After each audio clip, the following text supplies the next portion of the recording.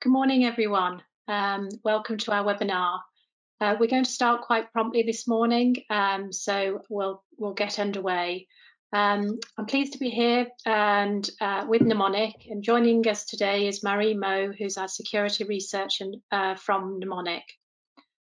Just as a quick introduction to Somerford and our partnership with Mnemonic, we've been working for a few years now and are now a gold partner. And this allows us to offer our customers a managed detection and response service. They sit very well within our product suite, and as an elite partner with some of the leading edge products and technologies. We work with Splunk, Okta, Readiness, Netscope, etc. We've got wraparound services that we're able to provide from full delivery, support, design, implementation, and deployment. So it's a great fit for some of the mnemonic customers who wish to have that managed detection and response service. I'm going to pass over to Marie now, who's going to do the webinar for us today.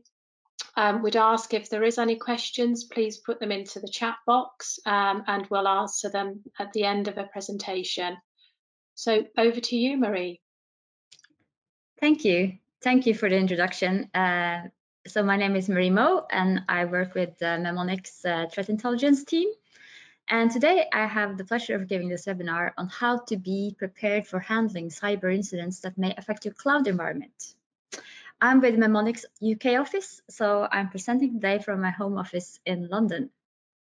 So as Penny said, if you have any questions during my presentation, just put them in the Q&A box, and I will preserve some time at the end of my presentation to address any questions you might have. So this is the agenda for today.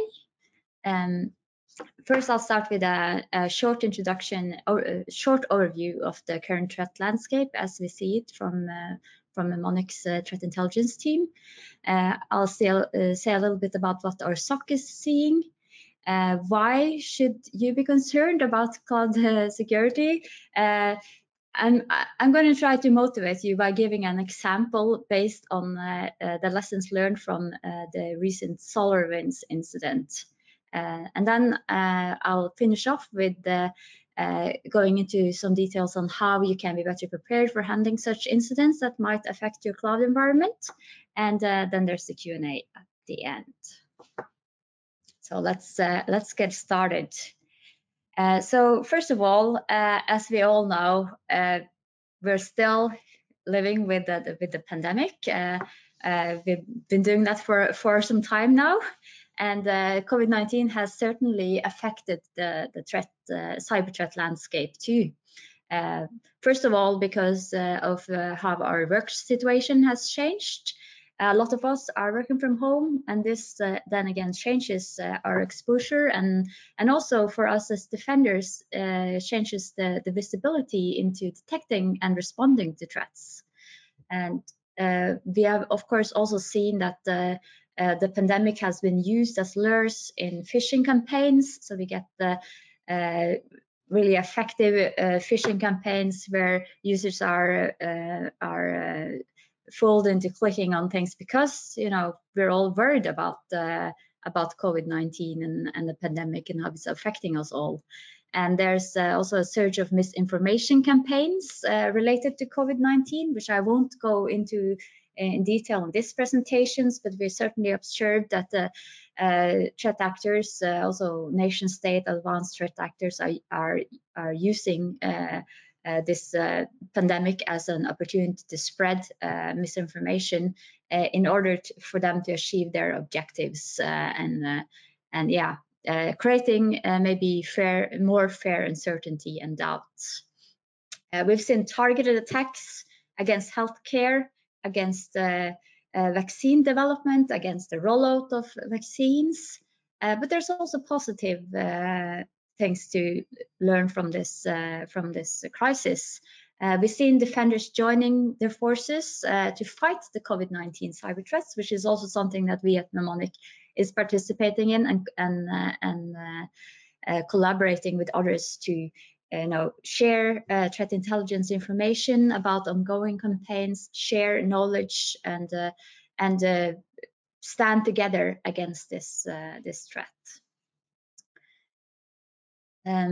So how does working from home impact us? I mean, first of all, in the start of the pandemic, we saw that there were many organizations that weren't really prepared for a scenario where most of their employees would connect remotely into the company network.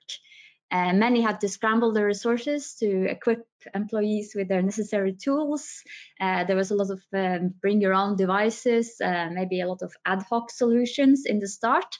And this created more cybersecurity risk and exposure in the form of more vulnerable devices, more attack surfaces. But as the pandemic has been going on for a while, we now see that many organizations took this opportunity to actually increase, speed up their digitalization and take more of their infrastructure up to the cloud. And we also saw that some of the companies that already had come a while on their cloud journey maybe had an easier time with this transition. But many ran into issues of scaling their services, for instance, scaling their VPN login solutions. Another thing is that we saw some change in user security posture. So working from home might make you a little bit more relaxed maybe when it comes to security. You're in your familiar environment, you're not context switching as you would normally going into the office. You might have kids around you that disturb you, that also maybe get access to your devices and start clicking on things. So there's changes related to working from home. Another thing that many of us have experienced is that we've been using video conferencing tools a lot more, and also maybe company chatting tools. So we're now much more dependent on these types of tools, and these tools then become suddenly very attractive targets also for the attackers.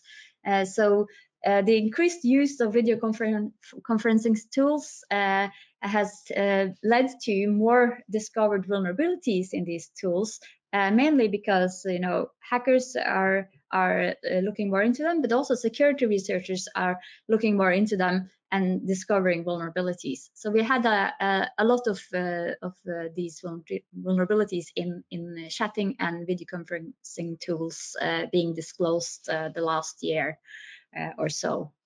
We also seen a lot of some problems with the configuration management of these devices.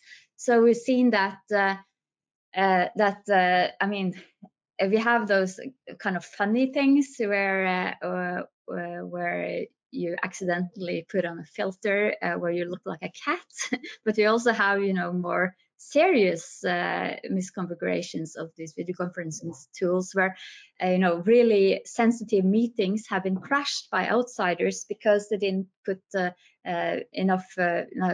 good enough passwords on how to access their sensitive meetings. So this is just some examples of what companies have struggled with when it comes to COVID-19 and the threat landscape.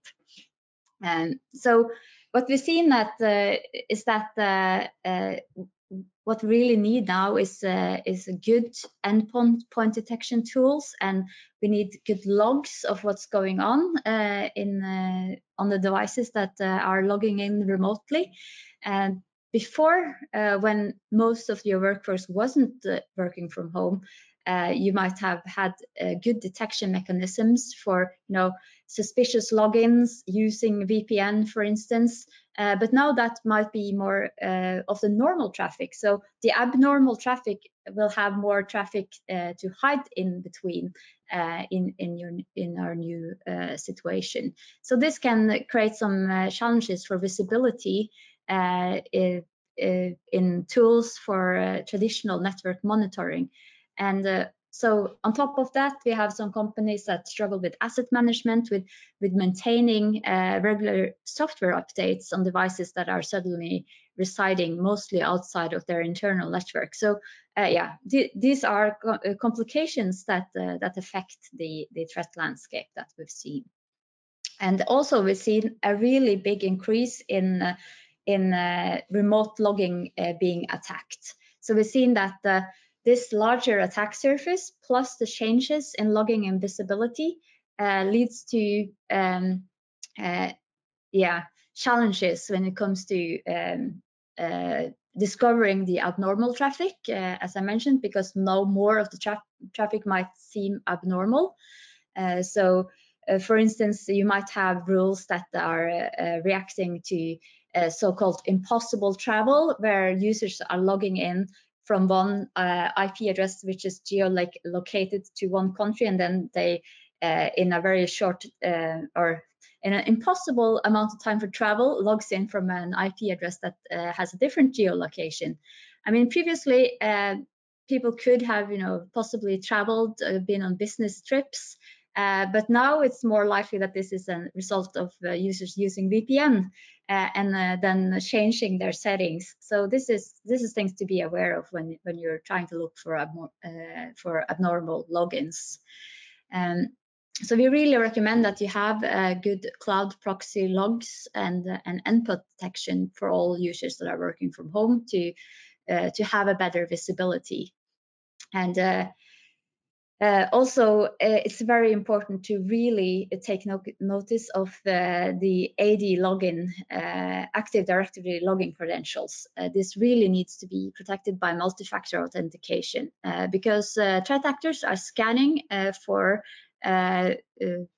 continuously scanning for open endpoints that they can try to guess passwords or use so-called password stuffing, password spraying to try to log into remote access solutions. And also be aware that some systems, even though we set up multi-factor authentication, you might have some legacy systems also running that can allow an attacker to bypass your multi-factor authentication. And if you, on top of that, add that we've now seen also that the multi-factor authentication using SMS is not always secure, because SMS can be hacked, and there are no easy solutions for threat actors to get hold of SMSs. This means that they really need to put some thought and effort into protecting your credentials and your logins. And also patching all of the internet exposed services is of course crucial because as I mentioned, known vulnerabilities are being scanned for, are being exploited on a large scale. Also SSH logins needs to be restricted and monitored. And we've seen also the last year that a lot of these solutions, not only video conferencing and chatting tools, as I mentioned, but also all these network perimeter solutions have become really attractive targets. And there have been discovered a lot of really critical vulnerabilities in many of these solutions. So for instance, at the start of last year, even before the pandemic, there was these vulnerabilities in Citrix NetScaler that were being scanned for and exploited on a large scale. We also have had critical vulnerabilities in F5 and products, in Pulse Secure VPN products, the Fortinet VPN products. So keeping on top of all these new vulnerabilities and getting all the patches in is really important. Yeah. As I mentioned, so-called password spraying activity has been something we've observed a lot in 2020 and also going into this year.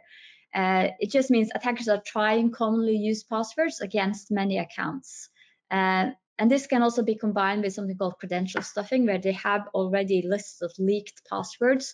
For instance, if you look into the Have I Been Owned website, there's the statistics of the largest breaches, and I mean, there's so many credentials, username, passwords that have been already hacked and are out there, and threat actors have access to these lists of already leaked passwords. So this is something that all organizations should be really concerned about. They should check that your users' passwords are not in any of these leaks. Users should be educated on their password. Your password policies should reflect this threat. I'm not recommending that you need to change passwords all the time, because that is a great nuisance. But there are ways of protecting and detecting these types of attacks. You can enforce you can add some like blacklist of commonly used or leaked passwords into your password policies. You can check all your passwords in Active Directory. You can encourage your users to use password managers, and also, of course, try to prevent harvesting of usernames. So in the UK, the NCSC warned about advanced threat actors targeting especially healthcare entities the last year with password spraying. In Norway, the National Cyber Center warned that successful password brute forcing attacks were used to compromise parliament members' email accounts. So this is something that's often a component in the breaches that we have seen.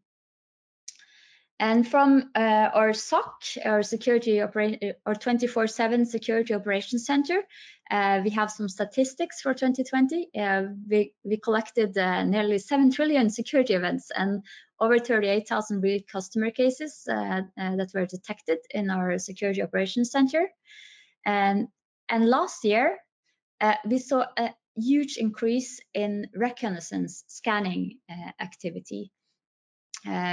We saw an 83% increase in this activity, which is more than 5 times more than we observed in 2018. So we think that this is because of vulnerabilities that have been widely scanned for and exploited last year. We typically see a spike in reconnaissance activity just after a new vulnerability has been made public, and followed by active exploitation after a while. And for instance, the recent Microsoft Exchange server incident, we've seen some increase in this scanning activity, and this is not something that is new, but is something that is noticeably more of.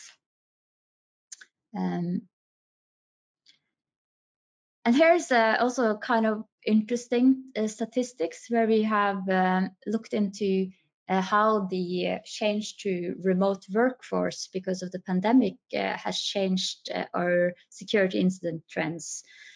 So the yellow line here is 2020. The red line is including. No, I mean the yellow line is the first 3 months of 2020, and then the red line is the last 9 months of 2020. So before and after the lockdown started due to the pandemic. And we see that there is actually an observable change in how how people are using the internet in their daily work, how they have changed their habits. So what we see is that typically people there's more activity in the morning, and previously we've seen like a spike downwards around lunch. So people are logging off, taking lunch around 12 o'clock or a little bit before 12 o'clock, and then they're back and then there's like peak activity again.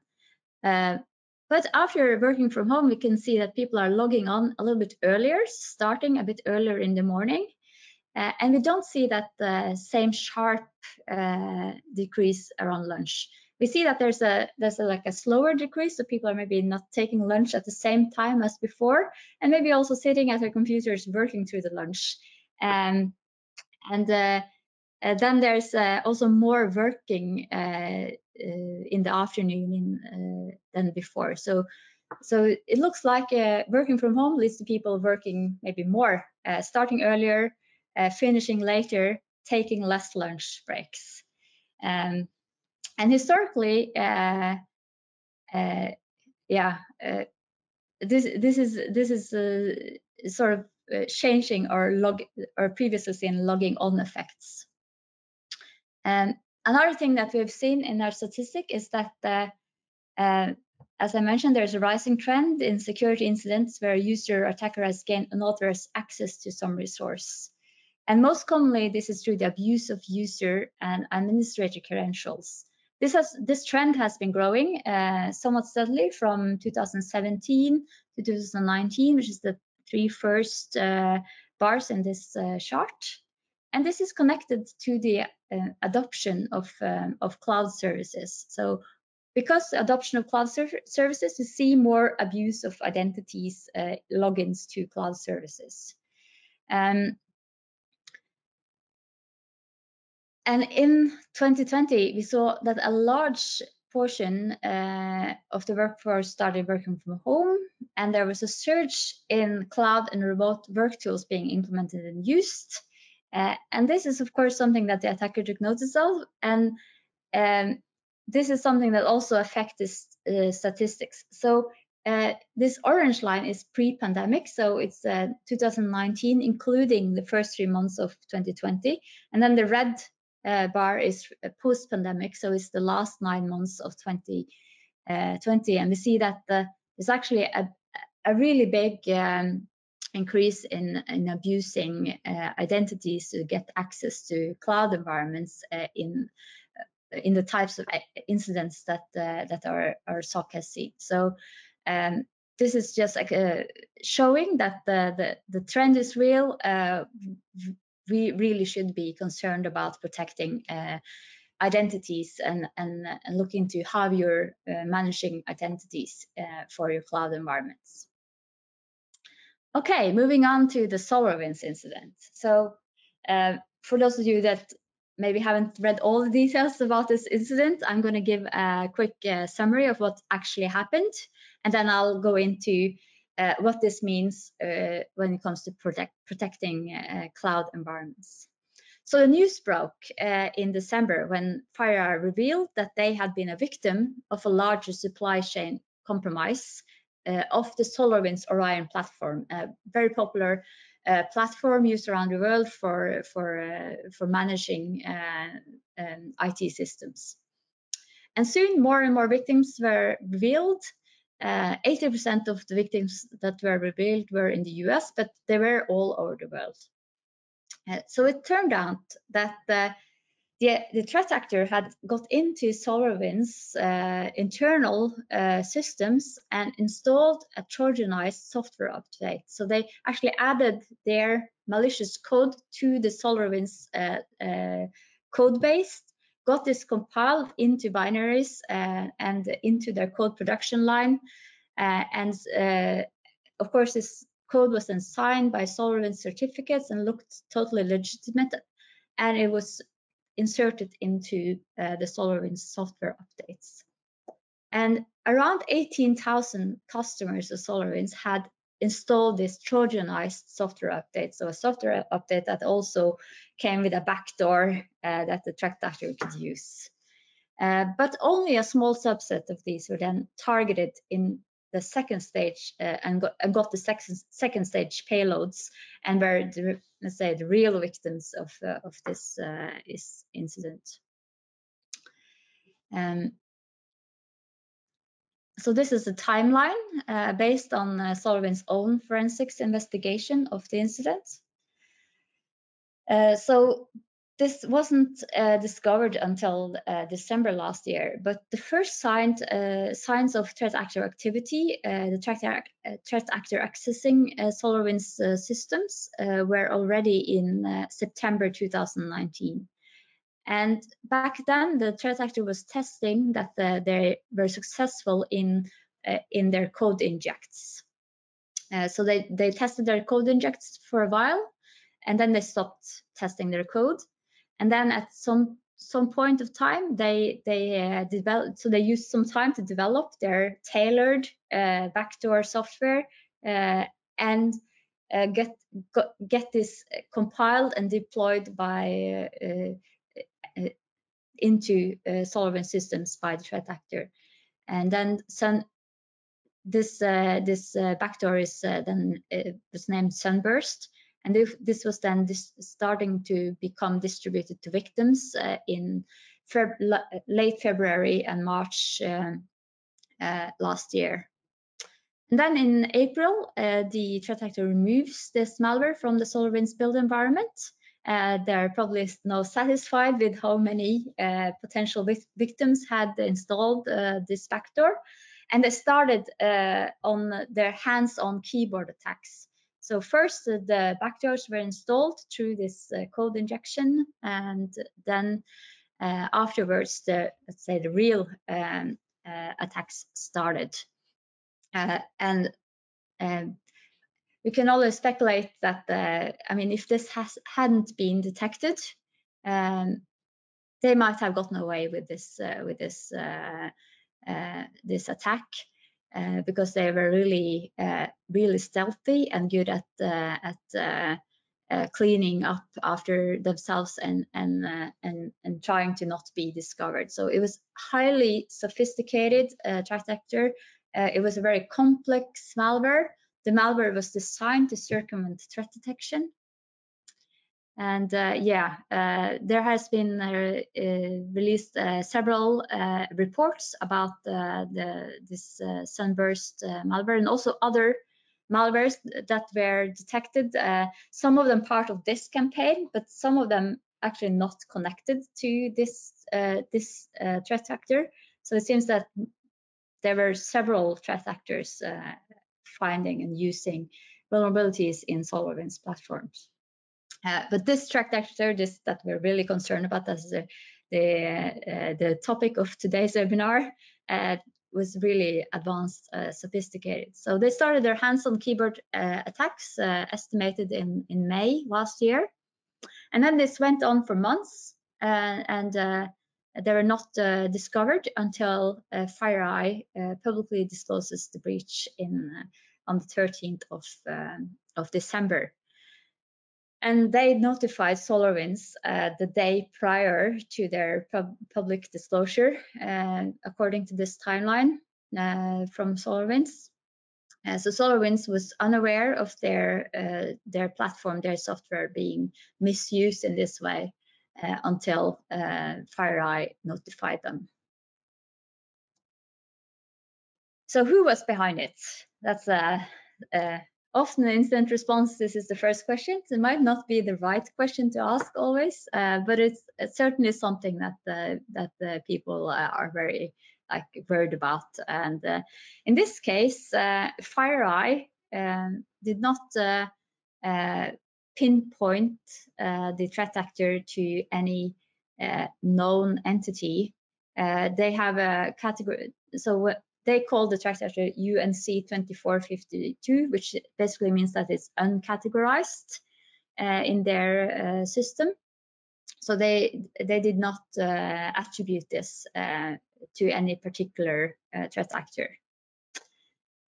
Volexity published a blog saying that they had tracked this threat actor for a while and used the name Dark Halo for the group that was behind. Microsoft was also a victim of this threat actor, and they have released lots of information on their blog. They first named the threat actor SolarGate, and then they later renamed it to Nobelium because they didn't want this to be just connected to the SolarWinds platform, because it turns out that this was this threat actor just used SolarWinds as one of their intrusion vectors.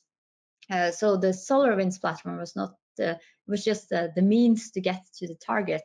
It was not the real essence of this breach, although it was a big part.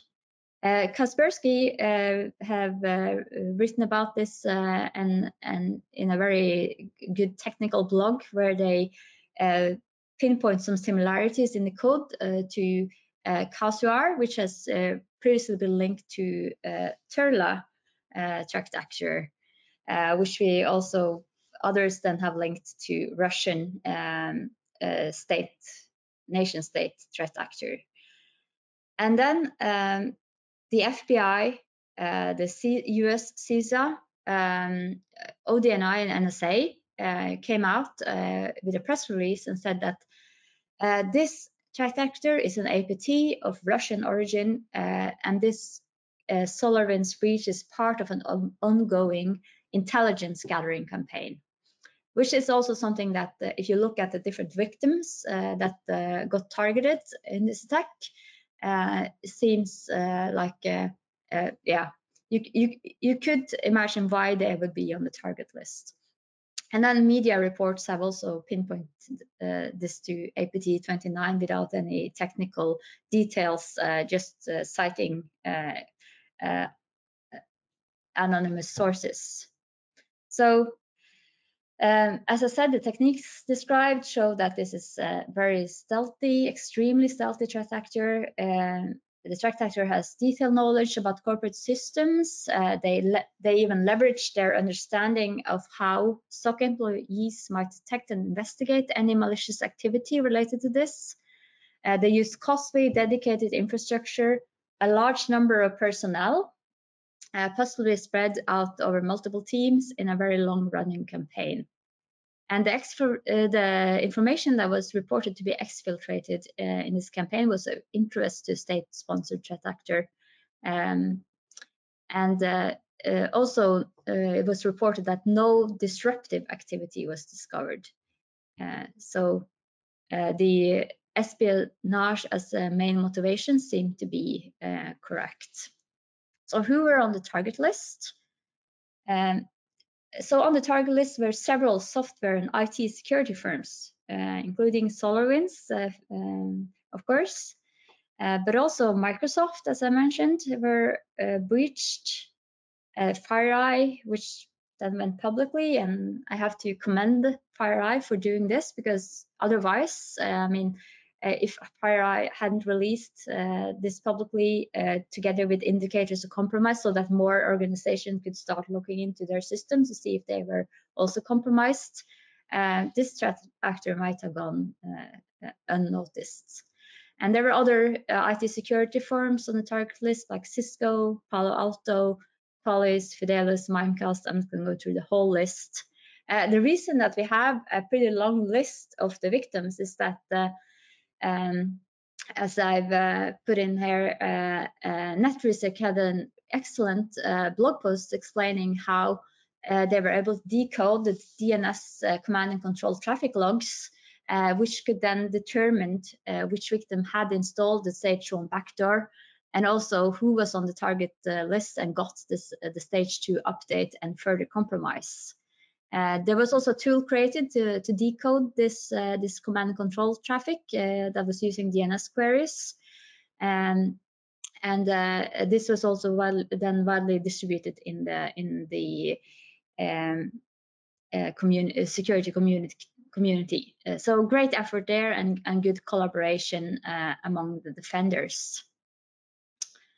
I'm not going to go into all these details of how this command and control traffic worked, but there was certainly something that we at Mnemonic had a third look at.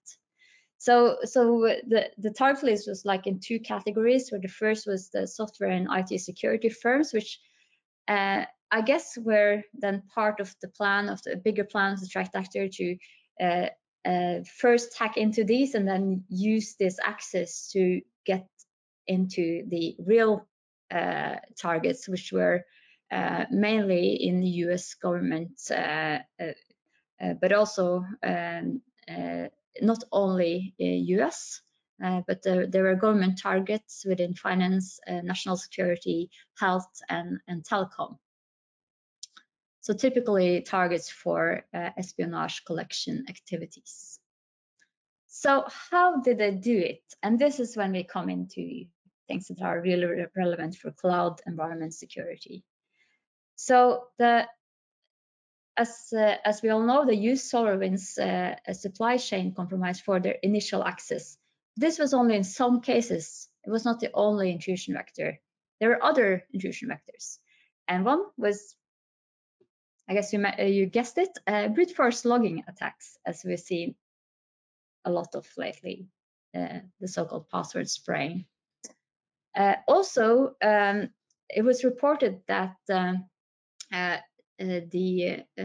threat actor very quickly did a lateral movement from the on-premise networks into the Microsoft Azure cloud environment of the victims. So they used SolarWinds, or they used credentials that they got hold of somehow, either by phishing or by password brute forcing attacks. And then they quickly moved into the cloud environment. They used one technique that was, it's not a new technique, but I think it was first described in 2017, was a technique called the golden SAML attack. And this is an attack where the threat actor gains access to an on-premise Active Directory Federation Services server first, then steals a token signing certificate and uses this to forge tokens for arbitrary users. So you can, so it's pretty advanced technique, and I think this is the biggest like incident where we've seen this actually used in the wild. But there are other kind of similar types of techniques that are not only focused on this Active Directory Federation services, but are similar, like stealing encryption material, using this to create single sign-on tickets that you can then later use for lateral movement. So in order to get hold of the token signing certificate and the private key of the token signing certificate, the attacker needs to have access to the Active Directory Federation Services account. They saw that the private key of this account was then exported using common tools like, for instance, Mimikatz.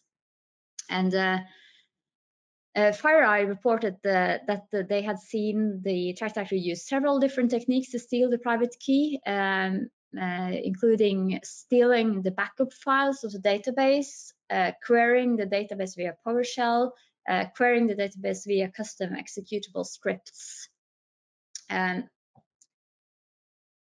this then allows the attacker to authenticate into a federated resource provider, such as Microsoft 365, as any user, without the need of that user's password, without their corresponding multi-factor authentication code. So that's why it's called a golden ticket, a golden SAML attack. Another technique that was described, used by this threat actor, is the modification or addition of trusted domains in the Microsoft Azure Active Directory. So once they got their initial access, they used this to sort of create an Azure AD backdoor. And also, there were compromised user accounts by credential theft. So they basically just dumped all the username and passwords, and they could then later use this as a fallback access in case they lost their access. So this is a persistence mechanism. Another technique that was described was the hijacking of existing Azure AD applications. So basically, the threat actor were able to modify or add credential via the browser or via PowerShell. And this access could be used then to, for instance, read emails, access the user's calendars, and so on. So without having to dump or exfiltrate emails, they could just simply log on and read emails in the browser. So this is the different techniques that were described that will certainly be relevant for when it comes to how to be prepared for how can we prepare for handling such an incident. So we are worried that this successful breach might, lead to more widespread use of these techniques. So what did we at Mnemonic do for our customers when it came to handling the SolarWinds incident? So first of all, we published a threat advisory, both in our customer portal, but also on our blog. And we kept updating this advisory for some time because new information was coming in all the time. We performed threat hunting activities across all customers. So we did a so-called sweep of indicators. We collected all the different indicators of compromise that were available and search on all sensors and all customers to see if we could see any signs of this. And this threat hunting includes both hypothesis and indicator-based hunting. So it's not only indicators, it's also the what would an attack like this look like in case they came into our customer systems. And a key point here is using historical data because this is activity that was revealed in December but had been going on for a long time. So hunting for this means you had to have logs back to at least February, March, because that's when February, March, April, that's when the threat actor was active in installing the backdoors, and then in May starting their hands-on activity. So you really needed that historical data. And also it was very useful to have passive DNS logs because of this DNS command and control traffic. So we are collecting passive DNS on all sensors for our customers. So that was really good to have that historical data. Also, we assisted customers that had installed the Trojanized software to see if they had been further compromised, because it's a very wide use platform. Several of our customers were using the SolarWinds Orion platform. And of course, they were worried and they wanted to check into if they had installed the Trojanized software, and then if this had been further utilized by the threat actor. We have a service called Argus Continuous Vulnerability Monitoring, where we added detection for affected SolarWinds products. So this is basically scanning for outdated vulnerable systems at our customers. And we, of course, deploy signatures in our log analyzers and also in our endpoint responder service and into our network analyzers. And we added some Yara signatures to our centralized automated malware analysis services. So how does this impact the threat landscape? So as I mentioned, we expect to see other threat actors copying some of the described techniques for the intrusion, for the lateral movement, for the persistence in cloud environments. And also, we think that threat actors will continue to develop tools and techniques to abuse the supply chain. And actually, we've seen some incidents related to this lately, where threat actors are, trying to get their code, malicious code, injected into development pipelines by, for instance, impersonating third-party software libraries, and also distributing Trojanized version of software, and also targeted against software developers, social engineering software developers at companies to collaborate on project and then get compromised through their development tools. So why should you be concerned? So first of all, the pandemic and the shift to a largely remote workforce has led to a rapid increase in adoption of cloud services. I mean, we were already adopting cloud services at a large scale, but now it's being more and more used. And also we see, as mentioned earlier, a rising trend in security incidents where the attacker has gained unauthorized access through the abuse of the user and administrator credentials to log in to cloud environments. So what are the lessons learned from the SolarWinds incident?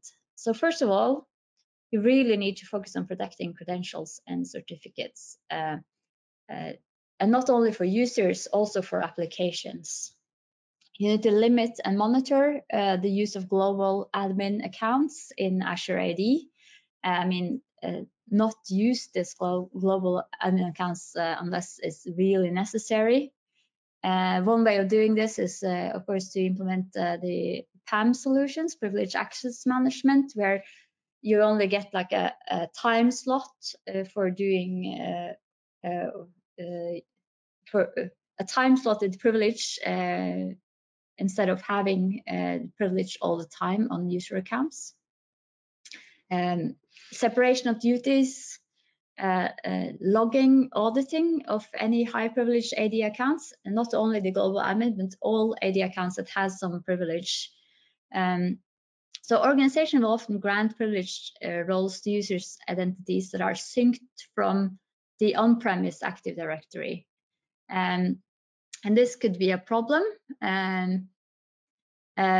because it facilitates lateral movement from the on-premise to the cloud environment.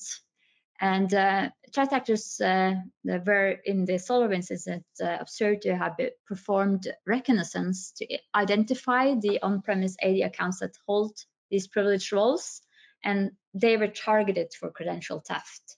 And once the threat actor had possession of these credentials, they then had a privileged directory role.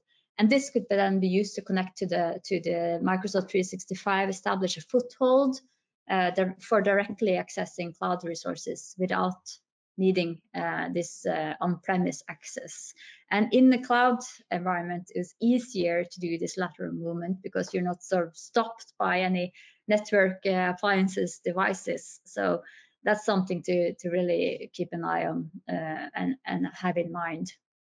So organizations should really also review any configured partner relationships that exist within their Microsoft 365 tenant, because this intrusion via the partnerships were also partner relationships were also something that was seen abused in this incident.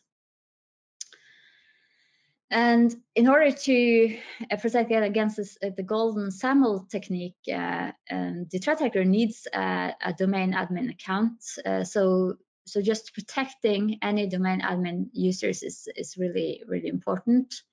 Protect all your single sign-on solution, your identity and access management needs to have a close checkup in terms of this. So you need to have privilege escalation detection in depth in your access management solution. And risk assessment of vendors, tools, and your own developed software is another lessons learned. You need to perform hardening of all tools, check what privileges users have, check for any misconfigurations. That's the most common problem in cloud security installations, is that you haven't configured everything correctly. Implement an identity and access management with the least privilege concept. And also, in order to protect against this kind of supply chain attack, implement a secure development lifecycle with code inspection and look for implants. And Microsoft actually released a tool that can be used to check code for the implants that were seen in the SolarWinds incident. There are really some code QL queries to analyze source code and to rule out any presence of code level indicators of compromise associated with SolarWinds. And also factor in a remote workforce. Be prepared to handle incidents where devices are not residing on premise, where users are logging into the cloud, and that should be the rule now, not the exception when it comes to your security architecture solutions. And of course, logging and threat hunting. Assume breach. Don't assume that everything is fine, because it's much better to have the mindset that your system can be breached at any time. And this is also something that will help you when it comes to insider threats. You need to have some detection capabilities for lateral movement from on-premise to cloud, and vice versa. So think about this. Think about how you can detect it, what kind of logs you need. And have logging and auditing that cover both your on-premise and your cloud signings. There are different technical solutions for this, and not always, it can be a bit complicated to sync up your logs, your audits on both of those type of signings. Maybe you only have good coverage for your on-premise and not your cloud, or vice versa. And do you ever correlate this? That is something to think about. And of course, check your forensics and your incident response readiness in the cloud. So to help you with this, I created a kind of high-level checklist that you can use in this lesson. So first of all, look at your cloud incident response readiness. Check that you have availability of the relevant logs. Think about different scenarios of attacks and what kind of logs you would need in that instance. Azure AD audit logs are, of course, super important. Check that your cloud architecture is set up in an optimal way for collecting logs. I talked to our lead cloud architect, Cody, about this, and he recommends a hub and spoke setup with software-defined networking for your cloud architecture. We recommend that everything goes through the hub, which enables network monitoring. You can even pick up PCAPs at this point. If you set up the routing correctly, you can easily also shut off one that says spoke, like in a traditional network. And this can help you in a incident response or disaster recovery scenario. And also have availability of the relevant tools you would need for investigation. And now more and more organizations are adopting multi-cloud approaches, means that you need to have a cloud agnostic product maybe for this. You need to have the ability to isolate and control access to compromised systems. You could, for instance, think about is it possible to integrate your PAM solution with your EDR tools, your endpoint detection tools. You need to have updated list of contacts, who to alert in case of an incident. You need to think about how to do the alerting, how to communicate when your normal communication platforms are down or compromised. If you don't trust your email system anymore, how do you communicate? How do you do the actual incident response? You need to have regular exercises to test your procedures and plans, and including your vendors into these exercises is a real good tip. And then, of course, have some procedures in place for following up on the lessons learned. When it comes to cloud forensics, that's a separate topic, which could be a whole thing in itself. But just check that you are prepared for doing forensics for your cloud environment. Check that you can easily practice, see if you can take snapshots of your virtual system, store them securely for investigation. This could be a really good advantage in incident response situation, where you can keep your systems running while actually doing the forensics.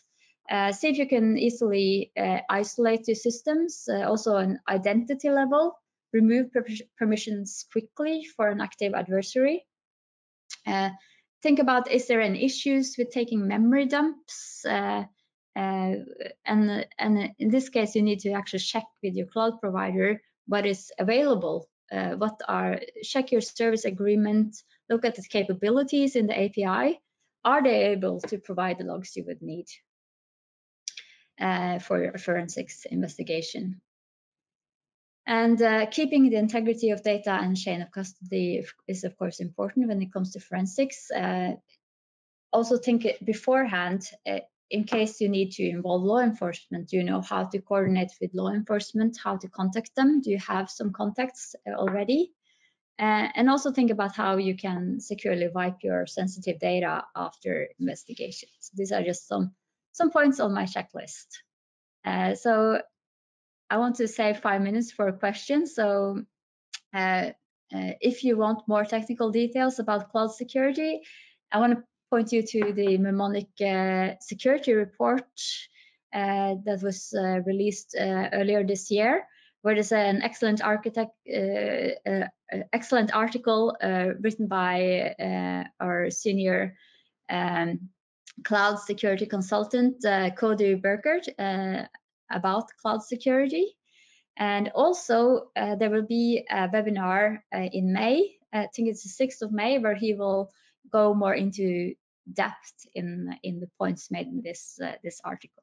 So that's for your further reading and further webinars. So over to so thank you for listening in today, and now I'm ready if you have any questions.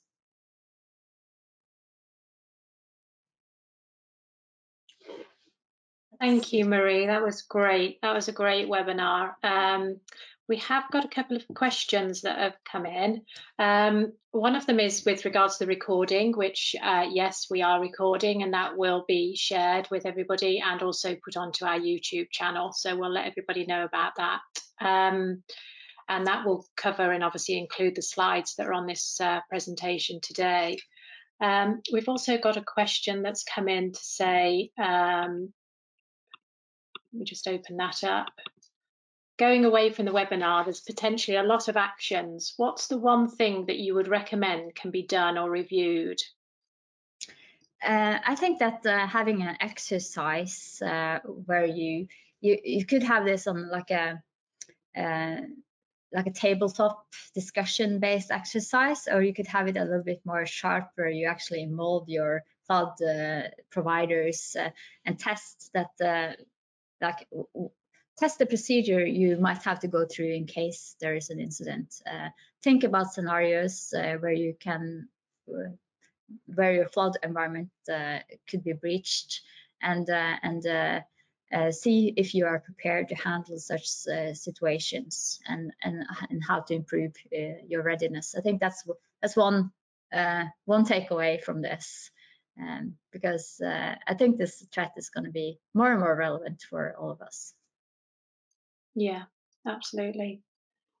And another question that's come in is, for the service that you're offering, can an existing tech stack be used with it?